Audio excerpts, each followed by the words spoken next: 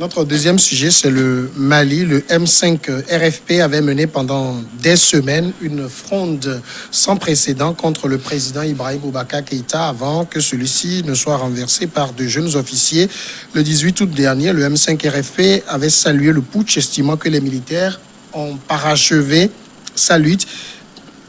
Des milliers de ses partisans ont célébré cette victoire. Les responsables du M5 RFP se disent aujourd'hui prêts à travailler avec les militaires. Nous sommes sur la même position que les militaires, mais on sent, Jérôme Sossou, qu'au niveau du M5, ils ne veulent pas dire que c'est les militaires qui ont fait le job.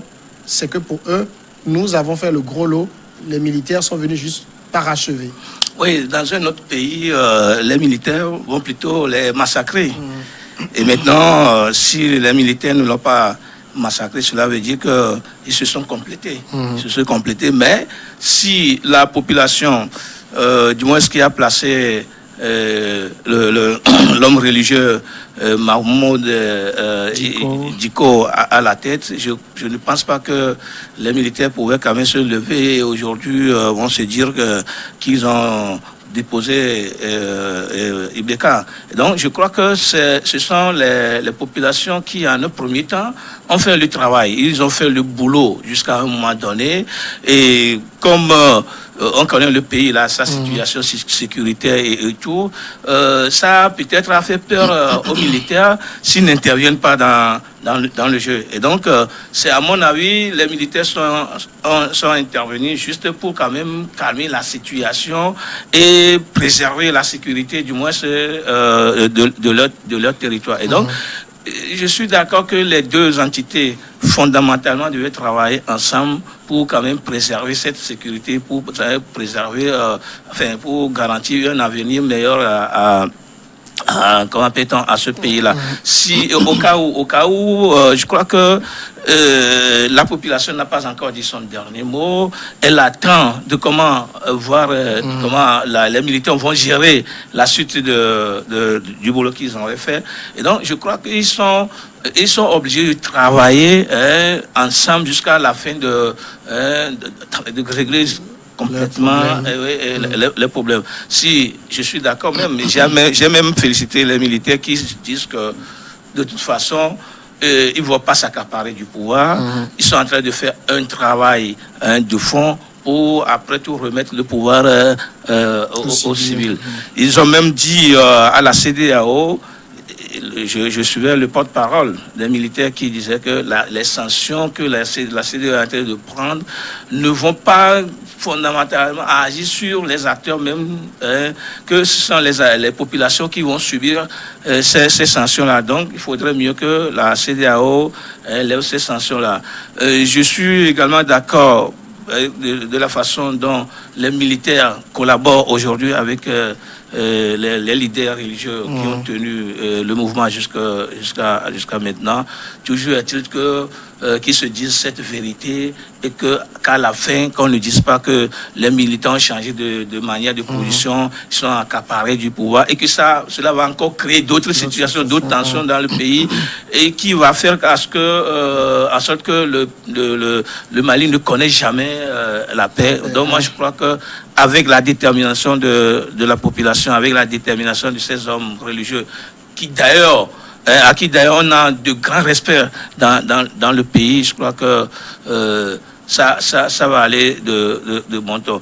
Et pour finir, je dirais que c'est vrai, naturellement on dit on n'apprécie pas les coups d'État, mais lorsqu'on fait un coup d'État et que la population acclame, la population se réjouit, la population se retrouve dans ce coup d'État-là, je crois que ça devient un coup d'État salutaire. Et donc, il va falloir que les leaders religieux, la population, les militaires fassent en sorte que l'objectif même pour lequel ils veulent que Ibeka démissionne soit véritablement atteint.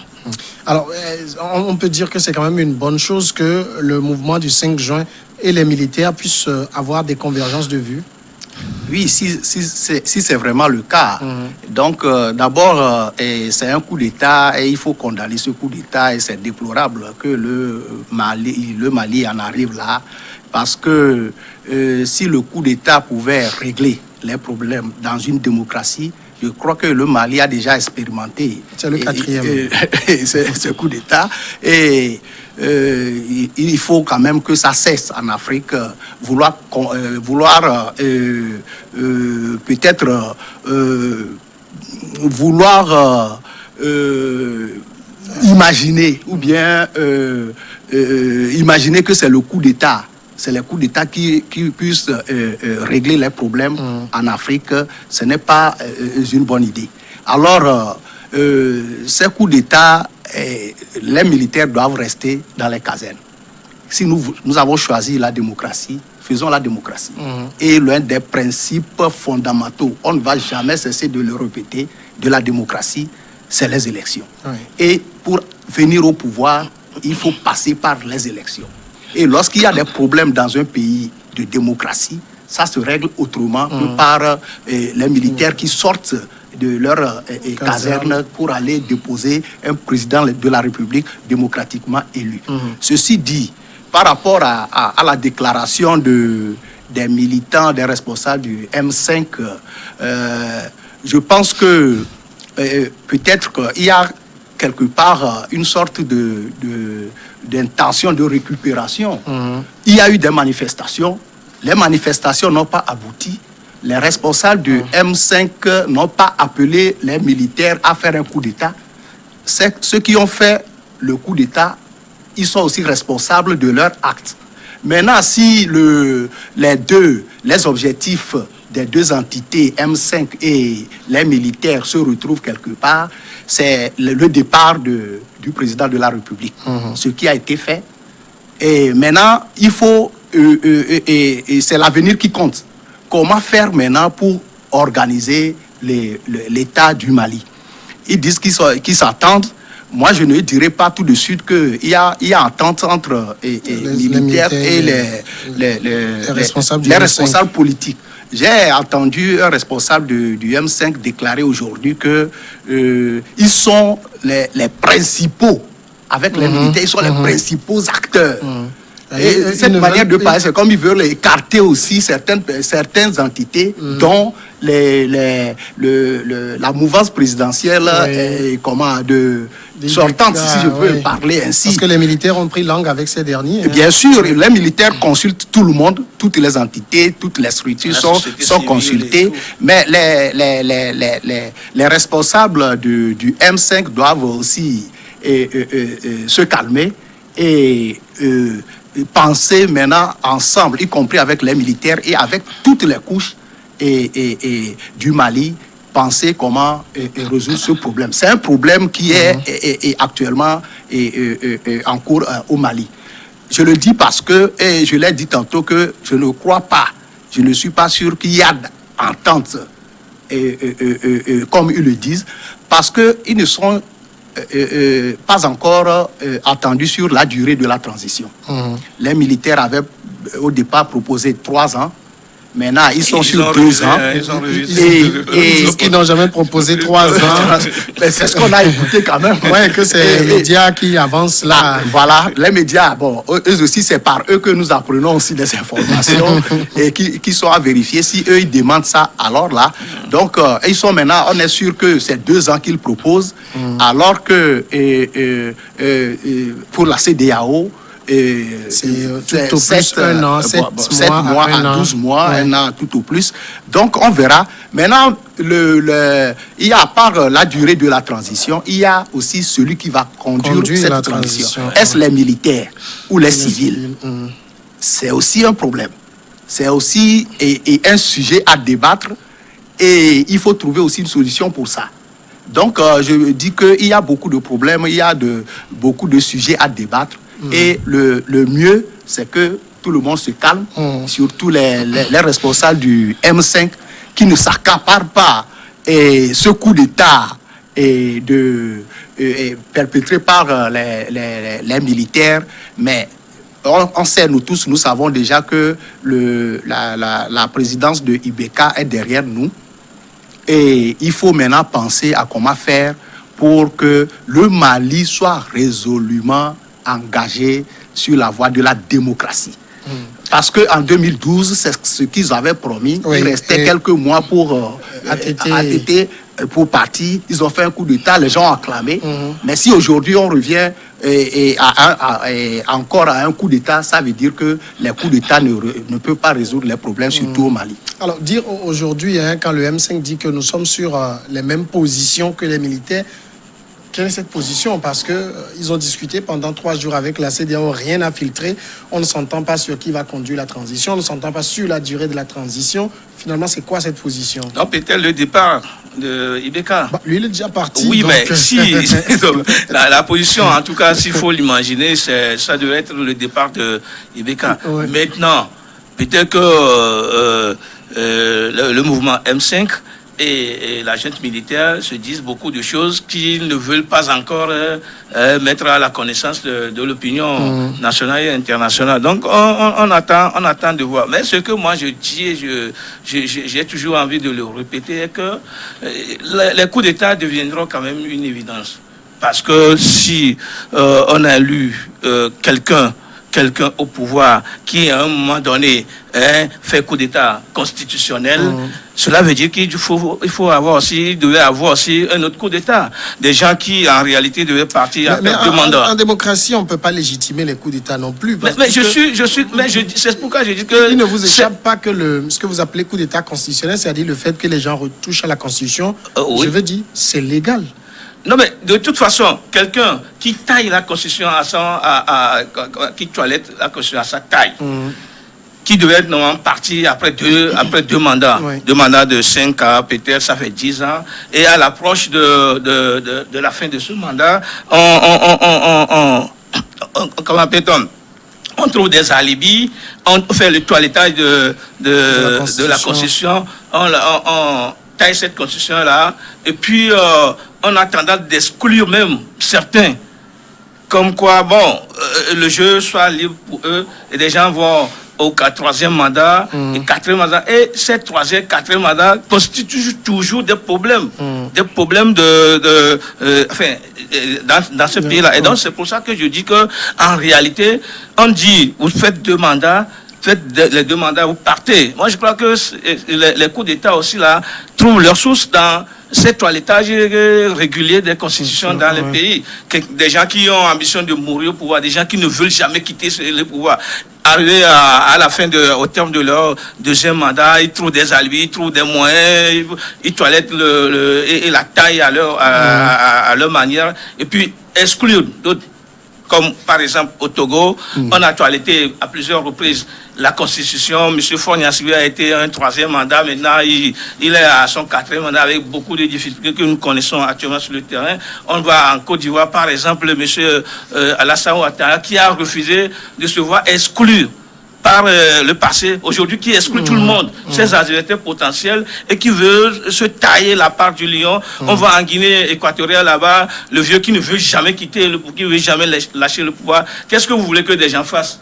Même si le coup d'État n'est pas la solution immédiate, des gens vont passer toujours à cela. Et c'est pourquoi je dis que ça devient peut-être une évidence que des gens vont faire revenir les coups d'État, même si la CEDEAO, qui en tout cas a perdu toute sa crédibilité, cette CEDEAO qui en réalité, lorsque des gens toilettent leur constitution, lorsque les gens font des forcings pour aller à un 3e, 4e mandat, et que la CEDEAO devait s'interposer rigoureusement, ne faire rien, ces gens-là qui toilettent les constitutions, qui deviennent des problèmes dans leur pays, ils massacrent leur population, la CEDEAO ne dit rien, maintenant on fait un coup d'État, la CEDEAO vient devant elle va faire quoi? En réalité, ce n'est pas sérieux. Je suis d'accord que le coup d'État ne peut pas régler les problèmes, mais il faudrait que ceux qui aussi ont toujours l'ambition de garder le pouvoir jusqu'à la fin de leur vie, c'est de faire ces coups d'État constitutionnels. Et vous allez voir que, je crois, tout peut aller...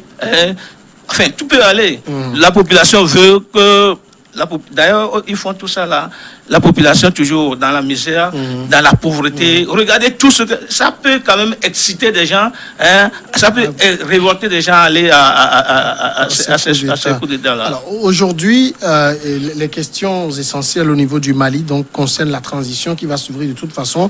Il faut rappeler que le président Ibrahim Boubacar Keïta, qui était détenu par la junte, a été remis en liberté et donc est libre de tout mouvement. On annonce un prochain départ pour les Émirats Arabes Unis ou Abu Dhabi pour subir des soins. Donc, période de transition, il y a plusieurs points qui ne sont pas encore réglés.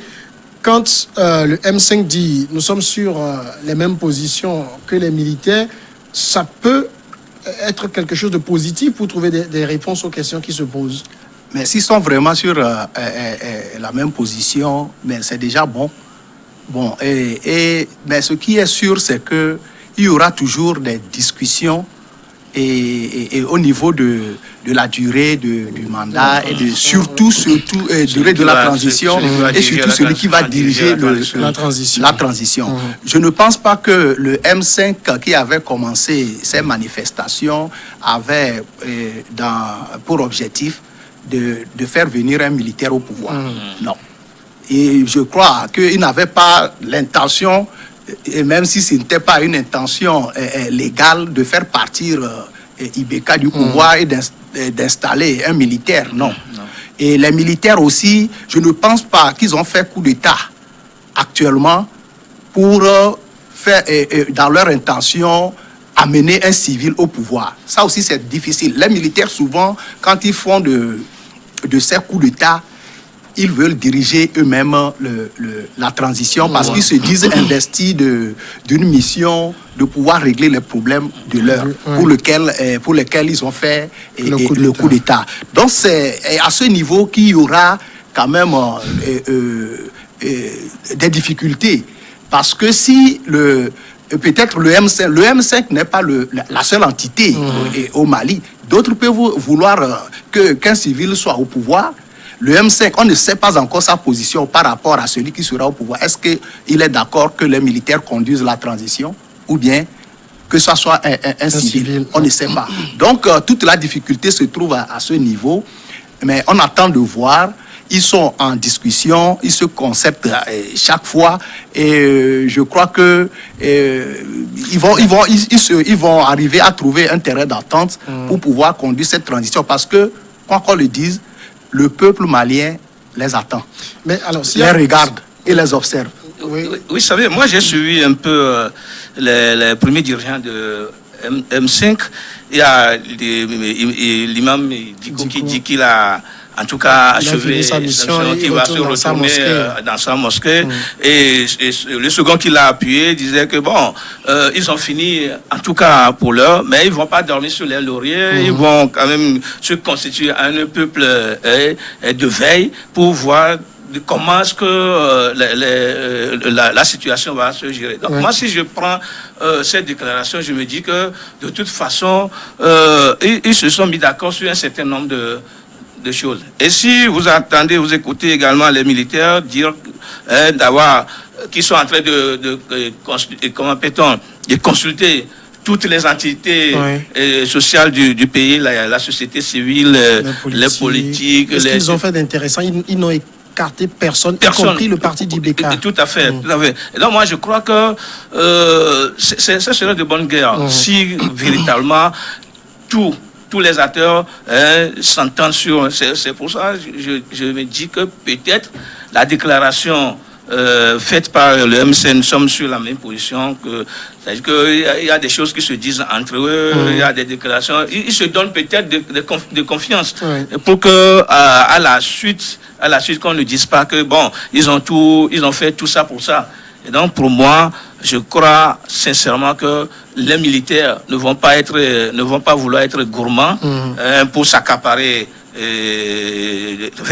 du pouvoir. Je crois qu'ils vont faire en sorte, ne serait-ce que peut-être être la personne qui va diriger la transition, et maintenant se faire entourer par toutes les couches. Mais ça, est-ce que les civils vont l'accepter, d'être chapeautés par des militaires? Parce que quand on écoute très bien le M5, il semble dire c'est nous qui avons fait le gros du boulot aussi. Oui, je suis d'accord, mais est-ce que les militaires, comme le disait tantôt le député, est-ce que les militaires vont accepter, remettre le pouvoir en même temps aux civils pour ne pas peut-être pour ne pas être surpris par la suite? Donc je crois, avec cette situation même d'insécurité grandissante dans le Mali, dans le Grand Mali, à mon avis, le militaire peut diriger la transition. On va mettre les autres acteurs dans les différentes instances de la transition. Et je crois que si s'entend sur ce point, ça peut marcher pour le pays, au risque de revenir sur ce qui a fait chasser Ibeka. Alors ici, s'il y a quand même discussion sur celui qui va diriger la transition, c'est que les militaires aussi ont envie de diriger cette transition. C'est clair, ils n'ont pas fait un coup d'État pour c'est normal d'ailleurs. La transition à quelqu'un d'autre. Avant de faire le coup d'État, c'est sûr qu'ils ont planifié, ils ont dit, bon, ils vont prendre le pouvoir parce qu'il y a des problèmes, ils vont régler ces problèmes et donner le pouvoir aux civils. Je crois que c'est une parenthèse, eux-mêmes dans leurs intentions, c'est une parenthèse par rapport à la démocratie. Nous n'oublions pas que le Mali est un pays de démocratie. Ce n'est pas un pays de règne militaire où c'est la raison du plus fort au niveau de l'armée qui domine, non. Mais c'est la démocratie au Mali. Et c'est parce que, entre guillemets, la démocratie, selon eux, ne marche pas bien, qu'ils sont venus pour remettre le Mali sur la voie de la démocratie. Alors là, leur intention, ils n'ont pas consulté, à mon avis, les civils avant de faire ce coup d'État. Donc, ils ont aussi leur plan, ils ont aussi leur programme. Maintenant, ceux qui voulaient, avant le départ de Ibeka, ont aussi leur plan, ont aussi leur programme. Mais il faut s'asseoir maintenant pour définir la base même de cette gouvernance au niveau de la transition. Et ça va être quand même difficile, mais je crois que, quel que soit le cas, c'est la voix des militaires qui sera prépondérante parce que c'est eux qui détiennent le pouvoir actuellement. C'est eux qui vont décider de remettre le pouvoir aux civils ou de conduire eux-mêmes la transition. Ça, personne ne peut les forcer. Il y a un troisième larron qu'il ne faut pas oublier, c'est la CEDEAO qui, d'après ce qui a été proposé, c'est que la transition soit dirigée soit par un civil ou un militaire à la retraite. En tout cas, pas de militaire, pas de putschiste à la tête de la transition. C'est pas principe. La CEDEAO milite pour que les règles de la démocratie soient respectées dans les pays. Et je crois que pour un militaire qui à la retraite devient, entre guillemets, un civil, dans nos règles, même surtout ici au Togo, et un militaire qui est à la retraite, qui n'est plus d'engagement au niveau de l'armée, peut peut-être se présenter pour briguer des mandats électifs.